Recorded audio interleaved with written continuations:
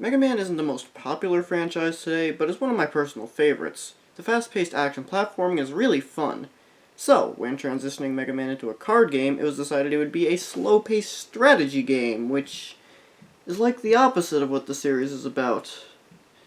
But hey, it works!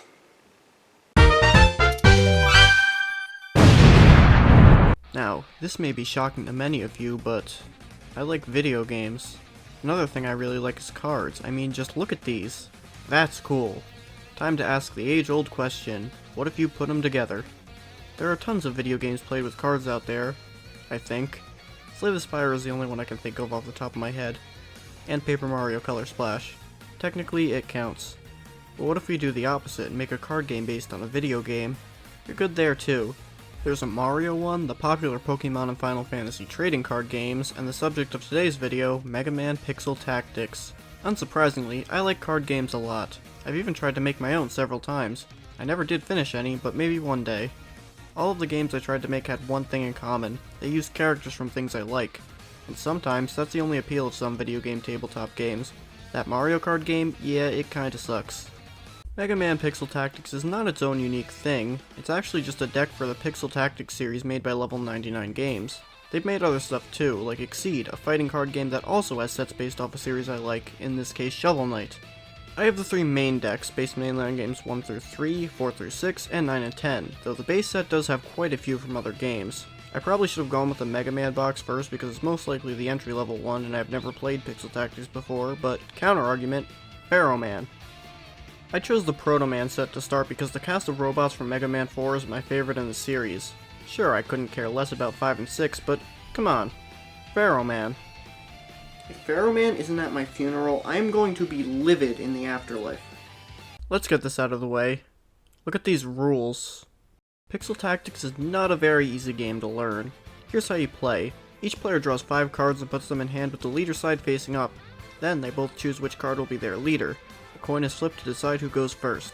Sides are split into 3 columns, the vanguard, flank, and rear. Turns are progressed in waves, which go through a row of one player's unit, then the other.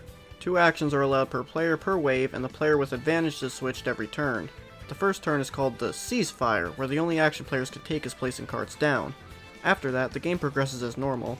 The card in the front of each row in your unit is considered in melee and can attack all opposing cards in melee. When a card gets damaged, damage tokens are placed on it. If a card takes fatal damage, it remains alive and you are still able to use it until the end of the turn, when it becomes a corpse. The following turn, corpses can be cleared since they don't do anything but prevent you from putting other cards in their place. To win, all you have to do is reduce the HP of your opponent's leader to 0. Kind of complicated, huh? Well, it doesn't stop there. Cards have 2 numbers on the top of each side, blue for HP and red for attack. Kinda self-explanatory. Leaders have much higher stats and have a unique ability that affects gameplay. For example, Mega Man himself places corpses cleared by your opponent next to your deck, and on his turn you can use the order effect of any card in the pile. Flipping the card over lets you read the 4 abilities of that card as a hero rather than a leader. The first 3 represent what the card gains from being in the vanguard, flank, or rear positions. I really like this mechanic. It makes it so you have to think about where you'll place each card, and the best place to put the card changes depending on the situation you're in. But what's the 4th slot for? That represents what the card does if you choose not to place it down as a hero and instead use an action to play that ability instead. Most of them are orders, one-time use abilities. A few are operations or traps. Operations are passive effects that span multiple turns, and traps are orders activated when the criteria is met. Ranged attacks are able to target any unit and can be used by units outside of melee. Intercept protects cards behind the one with intercept from ranged attacks. Each card can only do something once per turn. A hero can attack and use a spell, but they can't attack twice. Free actions don't bypass this, but allow heroes to use said action without taking up one of the 2 allocated actions of the wave.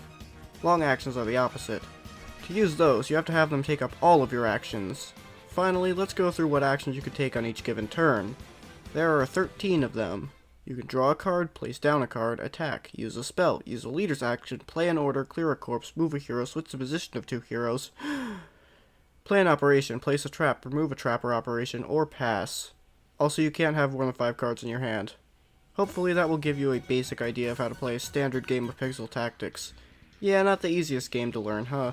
In fact, I'm not even sure I 100% know how to play the game. Up until very recently, I had completely misinterpreted Chillman's card. I thought when it said to discard a card, you could only do so to a card on your side, so I wrote him off as being terrible.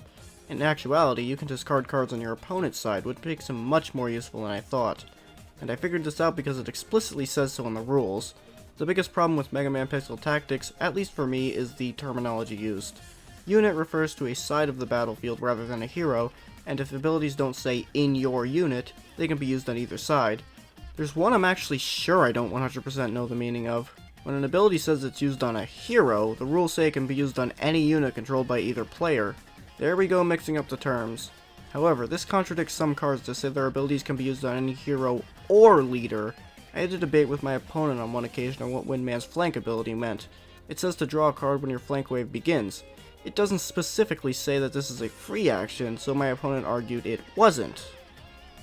People say games like these are for people who have no friends. Actually, I have friends to play the game against.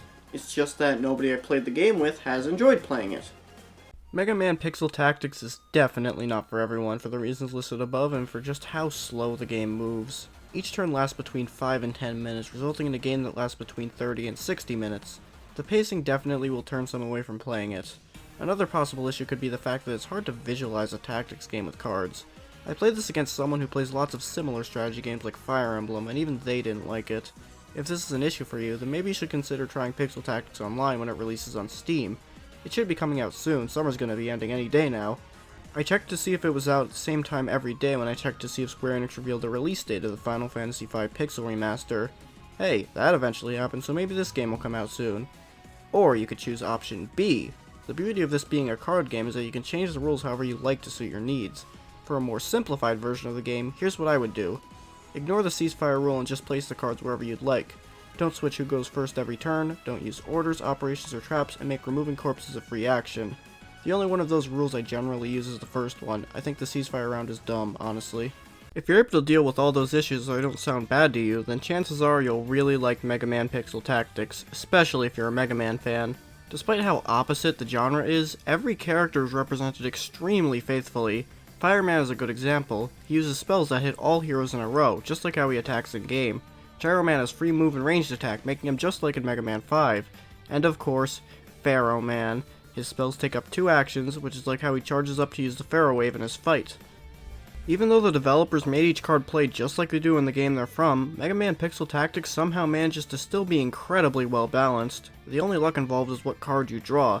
Even then, rarely will a card ever be useless, especially in games using a set deck. On the topic of decks, can I say I really like how each pack includes 28 cards? If you haven't played Mega Man or have and just didn't realize, the health bars for Mega Man and every boss have 28 points. Except in Mega Man 8. You don't deserve to be represented after that. It's the little details like this that show the game was in competent hands. Each and every hero has a time where it would be useful to deploy.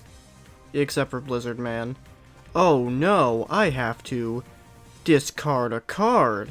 If the deck is small, then maybe it'd be a bit better, but at that point you'd probably have a deck full of strong cards, so losing one wouldn't be an issue.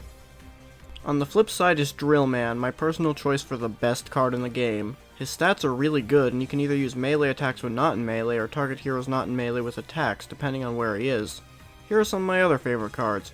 Proto Man, when put in the front, must be targeted by your opponent as long as he's there, basically giving you at least a turn where every card in your unit is safe from damage. Snake Man is fun because he can perform ranged attacks and then move. If you have a unit with open space, he can attack 3 times in a turn. And Pharaoh Man. I like Pharaoh Man. Takes 2 moves to use his spells, so they're good but definitely not overpowered because sometimes you'll want to take a different action, rendering the spell unusable for that turn. If you happen to be in a similar situation to me, then Josh on Board Game Geek has a solution for us. On the screen you can read the rules. Overall, I think it's a good idea, but personally I found it to be too easy, so I decided to change some things up to make my own version of his idea. At the start of the match, fill your opponent's grid, then start as normal.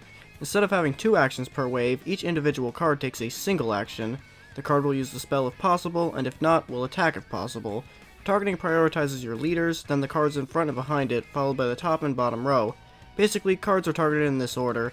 I chose to make it this way because it allows you to strategize by putting a card in a place where it's less or more likely to be attacked. Also, it eliminated all AI RNG. When it's a corpse on your opponent's side's turn, discard it, then place a new hero on the next turn. And that's pretty much it. Yeah, some things don't work, but I haven't found a concrete solution for them yet, so I'll let you decide on those if you choose to use my game mode. I know I was a bit negative in this video, particularly in the first half, but no, I genuinely really like this game. I'll admit, though, some of that may be because I love the classic Mega Man series. Standard Pixel Tactics plays exactly the same, just with different cards. Instead of being based on existing characters, they're based on somewhat generic RPG classes. I haven't bought it yet, and I don't plan on buying it anytime soon. I think I'd still enjoy it, just maybe not as much as I like the Mega Man equivalent. Mega Man Pixel Tactics is pretty great, but it's definitely not for everyone. I highly recommend this card game to those who like tactics games and know a thing or two about Mega Man. You know, I kinda liked reviewing a card game. I think I'll do it again. Join me next time for my review of the Pokemon trading card game.